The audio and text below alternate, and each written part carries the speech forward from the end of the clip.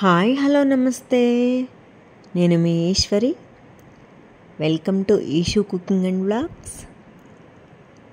ఈరోజు శ్రావణ మాసం 3వ రోజు. సో అందుకే నేను సేమియా పాయసం చేశానండి.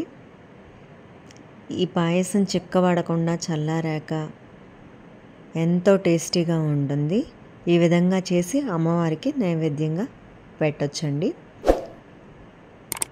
ఇది చల్లారాక కూడా అస్సలు చిక్కబడదు అండ్ టేస్టీ కూడా అంత బాగా ఉంటుంది.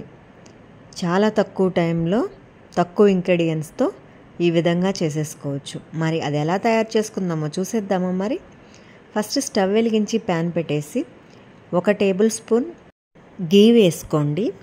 ఆ తర్వాత డ్రై ఫ్రూట్స్ 1/2 కప్పు, చిన్న కప్ అండి, వేసుకొని ఫ్రై చేసేసుకొని పక్కన పెట్టేసుకుందాం. సేమ్ ప్యాన్లో వర్మిసెల్లి సేమియా ఈ విధంగా 1 కప్పు తీసుకొని రోస్ట్ చేసేసుకొని గోల్డెన్ బ్రౌన్ కలర్ వచ్చేంత వరకు పక్కన పెట్టేసుకుందాం. అదేవిధంగా వేరే బౌల్ తీసుకొని 2 కప్పుల వాటరు, 3 కప్పుల పాలు తీసుకొని పాలు బాయిల్ అయ్యేంత వరకు ఉంచేసి అవి సేమియా మిశ్రమంలో యాడ్ చేసేసి ఈ విధంగా సేమియా కుక్ అయ్యేంత వరకు కొంచెం కొంచెంగా కలుపుతూ ఉడికించుకోవాలి.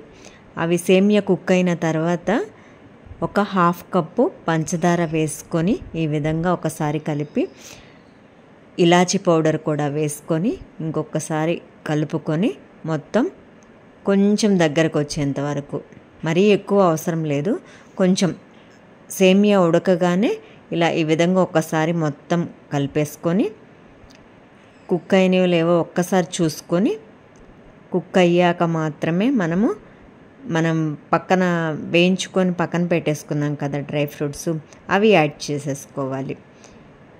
కొంచెం దగ్గర పడాలండి, కొంచెం దగ్గర పడేంత వరకు మనం కలుపుతూ కుక్ చేసేసుకోవాలి. ఈ విధంగా ఈ రెసిపీని బెల్లంతో కూడా చేసుకోవచ్చండి. మీకు షుగర్ వద్దనుకుంటే బెల్లము 1/2 కప్పు యాడ్ చేసేసుకోండి. స్వీట్ ఎక్కువ కావాలంటే ఇంకొంచెం ఎక్స్ట్రా యాడ్ చేసేసుకోండి. మన కన్సిస్టెన్సీ వచ్చిందండి.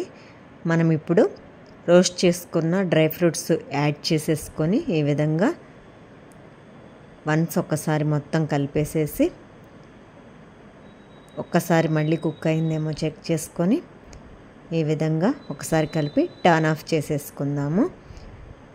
టర్న్ ఆఫ్ చేసేసుకొని మనము ఈ మిశ్రమాన్ని బౌల్లోకి తీసుకొని అమ్మవారికి ప్రసాదంగా పెట్టి మీరు స్వీకరించండి. ఇలా ఈ విధంగా తక్కువ టైంలో ఈజీగా చేసేసుకోవచ్చు. నా వీడియోస్ కనుక మీకు నచ్చినట్లయితే లైక్ చేయండి, షేర్ చేయండి, సబ్స్క్రైబ్ చేయండి. Thank you for watching.